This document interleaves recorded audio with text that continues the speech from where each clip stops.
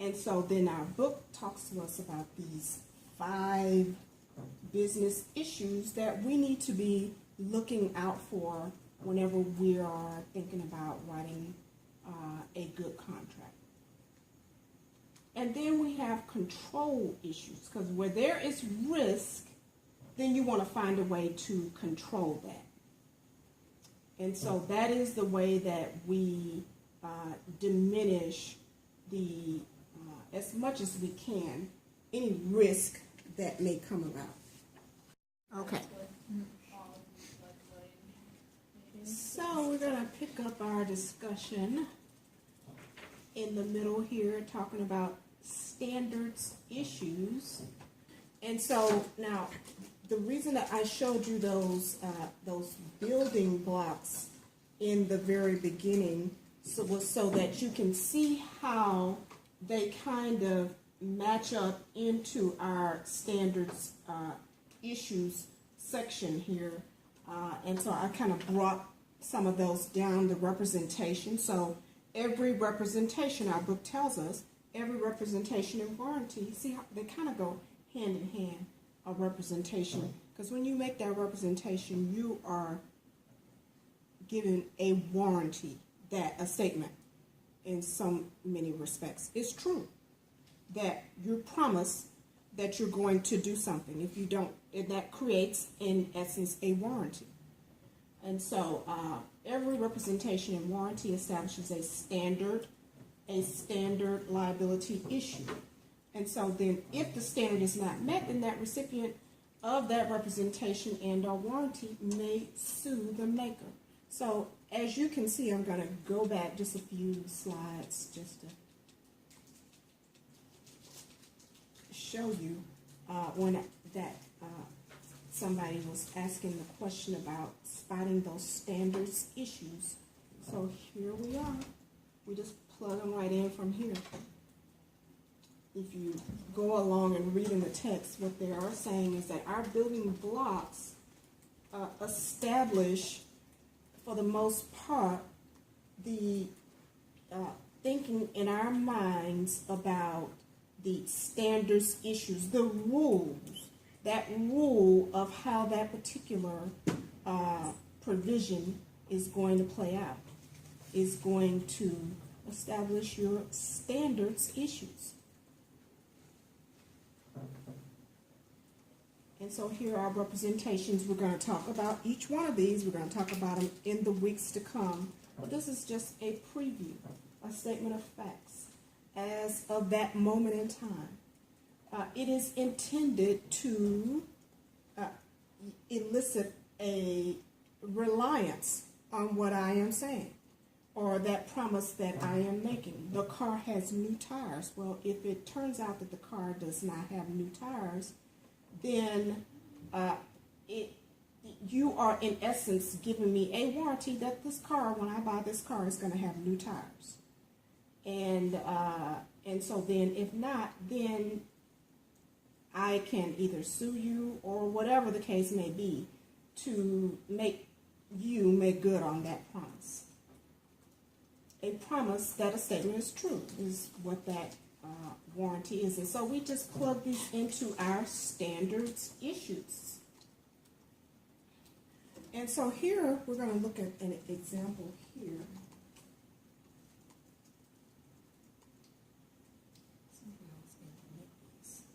So, Mr. Riley, what happened with this house? I purchased a home through Mr. Jackson's realty company. When we saw the home, my wife and I absolutely loved the home. It's in a historical district. It was built by one of the students of Frank Lloyd Wright. Absolutely beautiful home. It's too small for us, and that was the only problem. It has a lot of acreage around it. So I'm a writer, and I spend time at home writing. I need my home office. And when my wife and I saw it, the one thing we agreed on would be that we would need more space, you see. So we discussed this with Mr. Jackson, and we discussed how if we were to buy it, the great thing was there's enough property for us to build an addition and still have plenty of room for a yard. Mr. Jackson said that would be a good idea. An addition would be a very good choice here, and smiled. And so then we went ahead, and everything to obtain our mortgage, and closed on the house 2 months later. After that fact, I almost immediately started plans to build the addition. The first day that the contractors show up, all of a sudden, somebody from the White Plains Development and Zoning Commission, which is something that I hadn't even ever knew existed. Of course, Mr. Jackson hadn't mentioned their existence. Probably would have been counterproductive for him at that point to do so. Anyway, they handed me this copy of this new law that had just miraculously been passed a couple of weeks before, after we had closed on the home. The law was passed after you closed? Yes, the law was passed after we closed, but apparently was in the works prior to closing. And it was a zoning ordinance designating all homes built by students of Frank Lloyd Wright before 1955 within the town's borders. So all of a sudden now we weren't able to build on the property. And as a result, I sent the contractors home, but they still kept the $20,000 bond. And in addition, now the architect is billing me $10,000 for the blueprints. I've already spent $2,000 for fees and permits, which weren't necessary because I wasn't able to build anyway. And you did speak about the addition with the realtor when he was there? Yeah, it wasn't that we just spoke about it. It was the entire reason we were buying it was because we were going to build an addition. Okay. The property is completely worthless without the addition. Okay. So, Mr. Jackson, how do you respond? Yes, Your Honor. I'd just like to point out that I number one, I empathize with the plaintiff, but the conversation that we had about him constructing on his property was a conversation that we had in passing. And as he pointed out, the zoning laws that were passed after the point of sale. Now, I had heard some speculation, pure speculation, about some possible zoning laws being discussed and some changes, but these are the type of discussions that you hear all the time in my business. So it really wasn't my place to point anything out to him. Isn't that the point, though? You're the realtor. You should be hearing this type of thing in your business, whereas Mr. Riley is a writer. Listen, it's the responsibility of the purchaser of the home to be familiar with any laws that might affect anything that he might want to do with his property if he purchases it. You do say that you knew about the possibility that these laws might be passed. I had heard some talk about it. So you knew about the possibility that these laws might be passed? Yeah, sure. There's always a possibility of laws being passed in the real estate business. But you had heard about these specific laws being passed? Yes. Okay. Hear about them all the time. But you don't think that you had any type of reason to let Mr. Riley know about that? I had no legal obligation, no. Your Honor, can I interject just Yes. briefly? If you look at the slow, lethargic pace of bureaucracy in general, and you consider the fact that from the time that he smiled so charmingly at us and said, an addition would be very nice, yes, and then 4 months later, I'm being handed a slip of paper that says the zoning ordinance has been passed, that's almost the equivalent of it being passed tomorrow. Because it's been in the works for years, and at that point there was no way it would turn around and go back the other way. So when he says he hears passing references to it that happen all the time, I think he's being a little disingenuous. I think actually what happened was he knew very specifically this law was going to be passed, and the reason that we got that he was in such a rush to get us in and to close the deal was simply because he knew that it was going to be passed very soon. Your Honor, that sounds very nice, but that is not the case. It seemed that Mr. Jackson was very willing, for example, to inform us that there was going to be a new Starbucks built not 3 blocks away from us. Such like that. He was very up on what was happening in the community, that it was going to be a very good school system for our kids. I think it's very clear that Mr. Jackson sees his role as helping the seller only. Is that fair to say? I'm here to help both parties, but like I said, I do represent the seller, and I'm in the business of selling homes. Now, if there was a law that had been recently passed that would have affected him in construction, or that would have prohibited him in the construction of anything on his property, I would have informed him of such. Now, you're acknowledging that you do have a duty to tell a buyer about any such laws, but you're saying that since they weren't passed yet, Exactly. you don't think that you really had to do that. Exactly. But, let me point out again that I represent the Wentworth estate, and I would be doing a disservice to the seller by making potential buyers wary of any possible How long laws. does it normally take you to sell a house on average, would you say? You know, depending upon the house and the situation, anywhere from, a couple of weeks to a month. And how long did this one take? Oh, I think this took maybe from start to finish about 3 weeks, 3-4 weeks. So would you say it was a shorter time or a longer On time? average, it was about the regular time that it takes to sell a home. There are homes on my street that have been on the market for years. Okay, well, I guess maybe I sell homes a little faster. Yeah, you sure do. He liked this home, and it was a relatively quick sale, I suppose. Okay. Mr. Riley, I know that you had somebody checking into the title on this house. Did you consider having a lawyer handle some of these issues for you? I have a lawyer, yeah. I mean, we went over the contract and everything, of course. Okay. What type of issues? I mean, see, I think, Your Honor, what's happening here is that I'm being asked whether or not I should have speculated and guessed that there was going to be an imminent zoning law, and I don't see how I could have possibly done that. I don't know how an attorney could have done it. I would have been doing the same thing, speculating, guessing. Yeah, he's in the business to know this and is responsible to provide me with any information that he has. As a potential buyer, you're also in business. Gentlemen, please address the court when you're speaking. Your Honor, all I'm saying is it's obvious that he rushed this sale through in order to get his commission before the zoning law was passed, and that's why I'm suing for negligence. Okay, I've heard enough. Thank you very much. All right. So, do we have any issues here?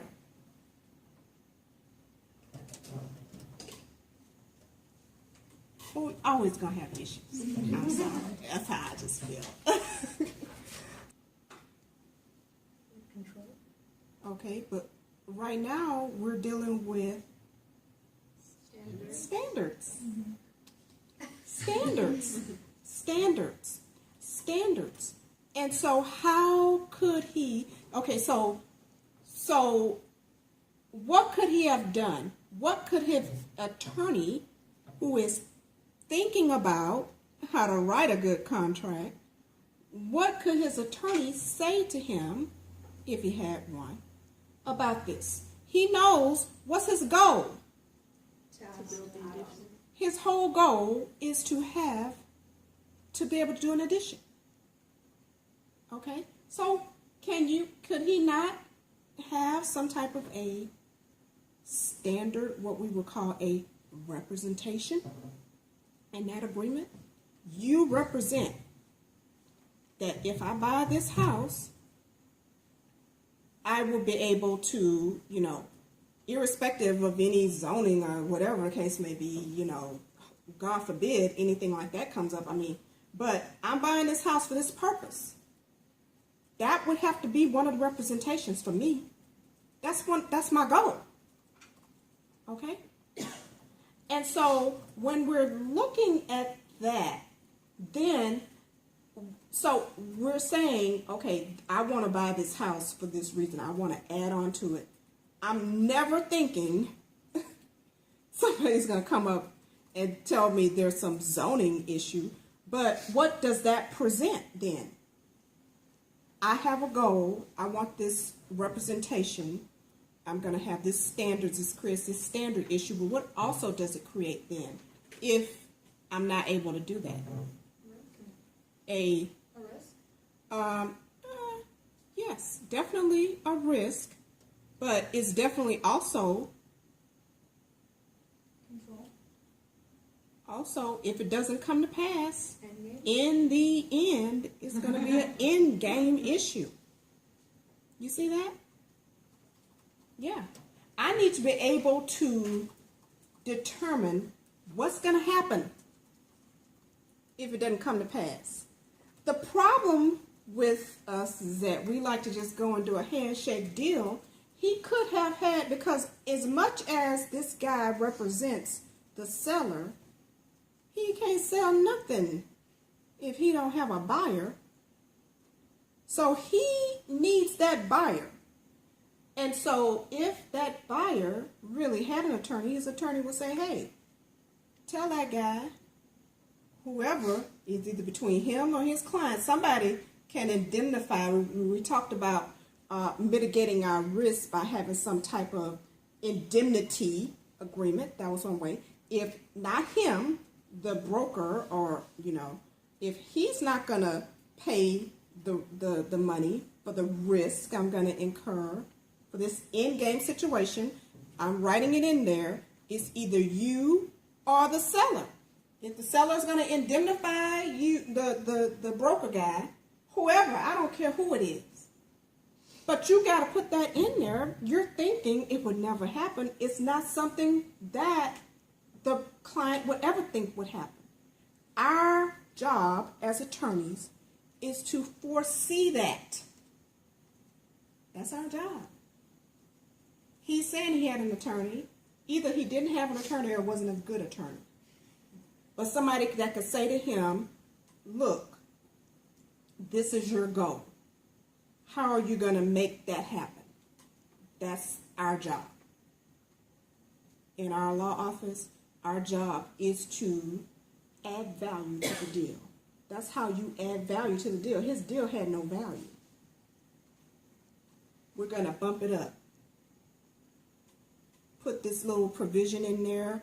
If it doesn't happen, then I can sue you, or you can get your seller to indemnify you, and they can pay me off for the money that I'm out, because he has all of these expenses. He's paid all of these people. He may even now need to sell the house at a loss. Okay, so these are all in-game issues. These are standards issues, because now I need a rule. I need to put in a provision that's going to lock this thing down for me.